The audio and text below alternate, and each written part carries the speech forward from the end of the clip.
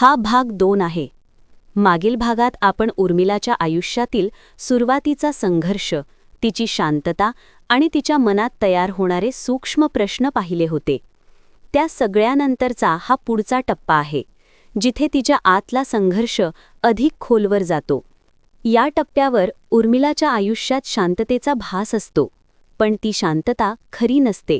ती जणू एखाद्या खोल पाण्यात उभी असते, जिथे वरून सगळं स्थिर वाटतं, पण आतून लाटा उसळत असतात. पहिल्या भागात तिच्या मनात जे प्रश्न जन्माला आले होते ते आता अधिक ठळक होऊ लागतात. ती पूर्वीसारखी निष्काळजी राहू शकत नाही. तिला स्वतःचं अस्तित्व जाणवायला लागतं आणि हे जाणवणं तिला अस्वस्थ करतं. घरातले लोक तिच्याकडून नेहमीप्रमाणेच समजूतदारपणा, सहनशीलता आणि शांत स्वभावाची अपेक्षा ठेवतात. तिला वाटतं की ती जेवढी शांत राहील तेवढी ती सगळ्यांना आवडेल. पण आता तिच्या मनात एक वेगळीच भावना रुजत असते. आपण कायमच इतरांच्या अपेक्षांप्रमाणे वागायचं का? तिच्या आत कुठेतरी एक प्रश्न वारंवार उगवतो. मी कोणासाठी जगते आहे? स्वतःसाठी की इतरांसाठी? या भागात उर्मिलाला आयुष्याची पहिली मोठी भावनिक जाणीव होते की प्रेम, काळजी आणि नियंत्रण यामध्ये फार पातळ रेषा असते. तिला कळू लागतं की तिच्यावर प्रेम करणारी माणसंसुद्धा तिचं आयुष्य ठरवत आहेत. त्यांना वाटतं की ते तिच्यासाठी योग्य तेच करत आहेत, पण तिला कुणीही विचारत नाही की तिला काय हवं आहे. हे जाणवणं तिला आतून हादरवून टाकतं. ती आता स्वतःशी जास्त बोलू लागते. आरशात पाहताना तिला प्रश्न पडतो, मी कोण आहे आणि मी कोण बनत चालले आहे? तिच्या मनात असलेली उर्मिला आणि बाहेर दिसणारी उर्मिला यांच्यात अंतर वाढू लागतं. ती बाहेरून अजूनही शांत, गोड, समजूतदार असते, पण आतून ती गोंधळलेली, अस्वस्थ आणि थोडीशी रागावलेली असते. हा राग कुणावर नसतो, तो स्वतःच्या असहाय्यतेवर असतो. या टप्प्यावर तिच्या आयुष्यात काही अशा घटना घडतात ज्या तिला विचार करायला भाग पाडतात. तिला समजतं की तिच्या आयुष्याचा वेग इतर ठरवत आहेत.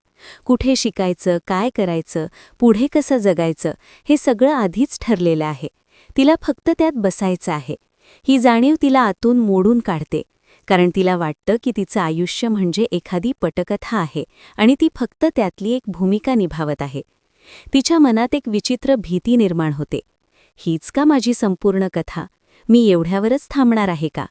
ती जेव्हा इतर लोकांची स्वप्न ऐकते, त्यांच्या योजना ऐकते, तेव्हा तिच्या मनात एक पोकळी तयार होते, कारण तिची स्वप्न कुणालाच ऐकायची नाहीत.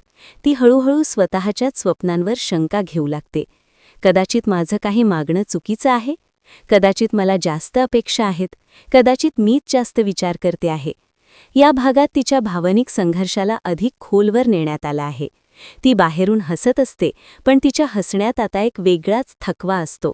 तिच्या डोळ्यात एक शांत दुःख असतं, जे कुणालाच दिसत नाही. ती कुणाशीच मन मोकळं करत नाही, कारण तिला वाटतं की कुणालाच तिचं समजणार नाही. तिची वेदना तिचीच आहे. या सगळ्यात एक महत्त्वाची गोष्ट घडते. उर्मिला स्वतःला समजून घेऊ लागते. तिला कळतं की ती कमकुवत नाही, ती फक्त दबवली गेली आहे.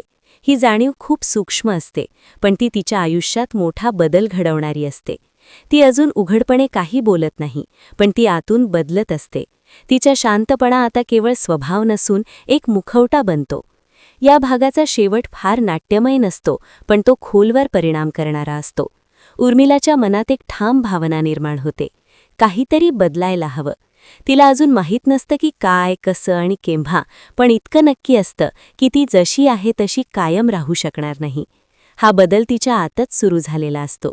या भागात लेखकाने फार सुंदरपणे दाखवलं आहे की मोठे बदल अचानक होत नाहीत, ते आधी मनात सुरू होतात. उर्मिलाचा बंड अजून बाहेर आलेला नाही, पण तिच्या मनात त्याची सुरुवात झाली आहे आणि हीच सुरुवात पुढच्या टप्प्याला आकार देणार असते. हा भाग प्रेक्षकांना विचार करायला भाग पाडतो.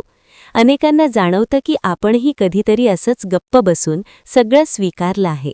आपणही आपली स्वप्न हळूहळू बाजूला ठेवली आहेत आणि म्हणूनच उर्मिलाची गोष्ट आपली वाटते. समारोप.